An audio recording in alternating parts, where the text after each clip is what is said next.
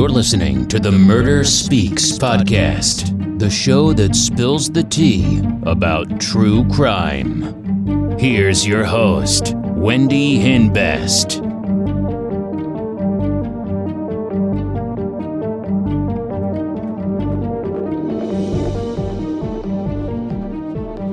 Hey, welcome back to Murder Speaks. I hope everyone's having a great week.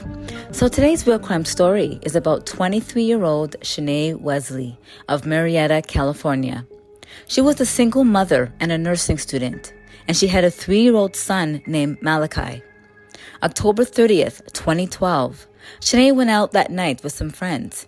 Now, she was in line with her friend Aaron and a few guys they just met, and they went to Bullpen Burgers and Links. The next morning, Waterstone Apartments was on fire. That's where Shanae lived with her son. The fire came from the master bedroom.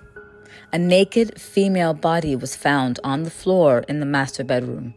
Shanae's car, a 2006 Chevrolet Cobalt, was missing. The police knocked on neighbors' doors, and they found out Shanae and the upstairs neighbor, Jason Patterson, did not have a good relationship. But he was the one who saved Shanae's son from the fire. He tells police he was awoken from the fire alarm and he smelled smoke that was coming from the apartment below his. He began knocking on the door, but it was unlocked. So when nobody answered, he went inside. And he just happened to be a firefighter. The coroner conducted an autopsy. The body was identified as Shanae Wesley through dental records. She didn't have soot in her lungs, which means she was dead before the fire started. The fire was a cover-up for a homicide.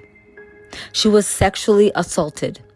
The police interviewed Shanae's friend Aaron, and she told them about the guys they met, that they hung out together at the club, and Shanae invited the guys back to her place.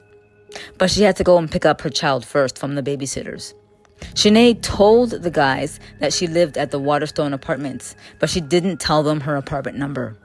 So Shanae and Aaron left to go and pick up Shanae's son from the babysitter. Then Shanae dropped Aaron off at home, and she went home herself. Then Aaron gets a call from the guys asking what Shanae's apartment number is. So Aaron calls Shanae and finds out Shanae has changed her mind. Now, Shanae's son was only 3 years old at the time, but the police had to try to interview him to see if they can get any information. So they got a social worker that deals with juveniles who are victims of serious crimes to sit in a room and talk to her son. And her son tells the social worker that Shanae's ex-boyfriend, Ryan King, might have been in the apartment before the fire. Who was at the fire? My Ryan. You're Ryan? Who's Ryan? And is there anyone who makes mommy cry? Yes. Who? Ryan. Ryan makes mommy cry? Yes. So the police interview Ryan. Ryan tells police that he was nowhere near Shanae's apartment that night, that he goes to a technical college, and he carpools with somebody else, and they were in class. We talked to Malachi earlier today, and he pointed out a picture said that you were there yesterday. No idea. So you were not at our apartment yesterday? Nobody's going to ID you and say that dude was there? No, you can So Ryan gave the police a DNA sample. And it turns out Ryan was not the individual who had sex with Shanae. Then Aaron gave the police the name of the 3 guys that they met in line: Alfred, DeCory, and Nathan. And she gives the police Nathan's phone number. So the police interview him. And he tells police that they drove around the complex, but they never got out of the car. And they end up leaving. So you never got out of your car, you never saw her after you guys split ways from the bullpen? Only time I talked to her like person like this, not the boyfriend. Did you ever have any contact with her after that? No. So the police interviewed DeCory and Alfred, and they have the same story. So the police collect their DNA.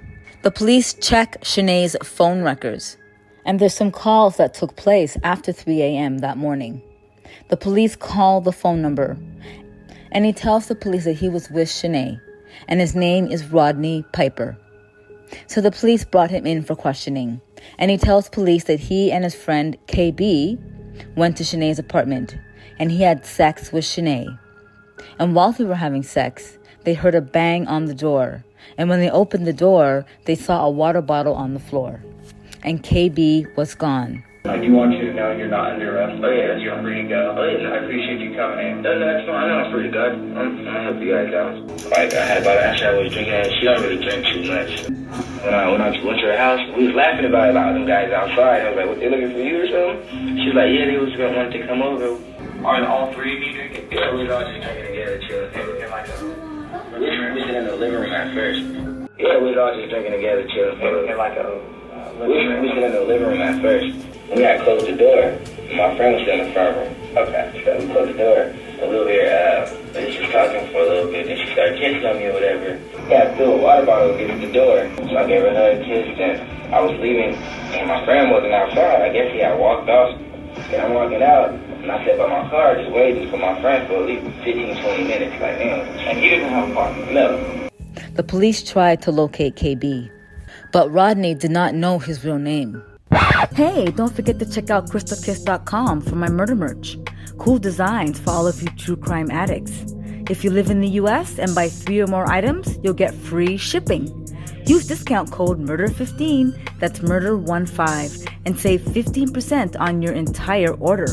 Check out my YouTube channel, Murder Speaks. The link is in the show notes. The police find out that his real name is Marcus McGlown, and he has a criminal record. But the police don't know where he is, so they arrange a phone tap and ask Rodney to call him. Marquis was staying at a house his girlfriend was staying at. Shanae's vehicle was located in a church parking lot, about 1.6 miles from his girlfriend's place. The fabric on the driver's seat was cut out, and the exterior of the car was doused in bleach. So the police locate Marquis, and he tells the police a completely different story than Rodney. He tells the police that Shanae had sex with him and Rodney, and that he didn't use a condom, and he kept his shirt on. He tells police that he had sex with her first, then Rodney had sex with her after. And he says that he hitched a ride home with some guy named Ernest. But his girlfriend told police that he picked him up around 8 a.m., 6 blocks from where the car was dumped. When the police question him about Shanae's car, he tells them he doesn't know if she even has a car. Then the detective tells him they found the car, and they show him the picture. Then his story changes. He tells police that he lied because he didn't want to get in trouble for car theft, and that he took her car and went to Walmart. He's seen on surveillance around 7 a.m. at Walmart buying bleach and an X-Acto knife. He used the bleach to clean off any DNA, and that was less than an hour from when the fire was reported. We drinking, had a little pot, smoking, and then she climbs on top of me, clothes come off, we had sex. He's in there forever. Door's locked. I'm knocking on the door like, well, can you come on? Because I already know you about to sit here and leave me high and dry, no way to get home until way late tomorrow. I get a ride from old white dude. I flag him down, I think his name was Ernest. Flag him down, I show him my ID. Let's talk about her car. Okay. What car? Tell me what you know about her car. Don't know if she has a car. Okay. Never seen it, don't know anything about it. No. Have you ever been in her car? No. Don't know if she has a car. Sure about that? We have her car. Okay. We just recovered it fairly recently. Not too far from your house. Okay. Here it is. Okay. Okay. Search parking lot by your house. Okay. By my house, but okay. It's near it. Tell me what happened. Sit down. Sit down. Down. Explain it to me what happened with that car, and then explain to me what happened in that apartment. And killed a woman. I took the car, right? Okay. Okay, I lied about the car. I took the car. That's only because the nigga wouldn't give me a ride home. Wait, this is a huge lie. Did I tell you from the get-go to be truthful? Did I? That's towards the car. That's what I was trying to do. That's why I lied about it. Okay. What time did you leave with the car? I'm not Stop at Walmart. The police question Rodney again, and he tells them that Marquise was lying. The police look for defensive wounds, and they search Rodney, and he had none. Then they search Marquise, and he had a lot of defensive wounds. Then he tells police that the scratches were from having sex, but he originally told police that he had his shirt on during sex. Marquise was charged with murder. I mean, I'm giving you an opportunity to tell me your side of the story. Your side of the story, you're not doing it, so I'm going to take what I have, and we're going to charge you accordingly. I'm giving you an opportunity, and you're not taking it. And you can't. I can. I have plenty of evidence. Yeah, whenever you get a second. Okay. Hang tight for a second. This is bull. And it was confirmed Marquise' DNA was found inside Shanae. The police believe that while Shanae was having sex with Rodney, Marquise took Shanae's keys, which included the keys to her apartment. Then Marquise waited until Rodney left and went back to her apartment and used her key to get in because there was no forced entry. Then he raped her and used the vodka to start the fire. During a pre-trial, he pleaded guilty in exchange for the death penalty being withdrawn. He withdrew his guilty plea during sentencing because he claimed he was pressured and manipulated from his defense team. But after consulting with his defense attorney, he decided not to pursue a motion to retract his plea deal. Marquise was sentenced to life in prison without the possibility of parole, per his plea agreement. What a monster.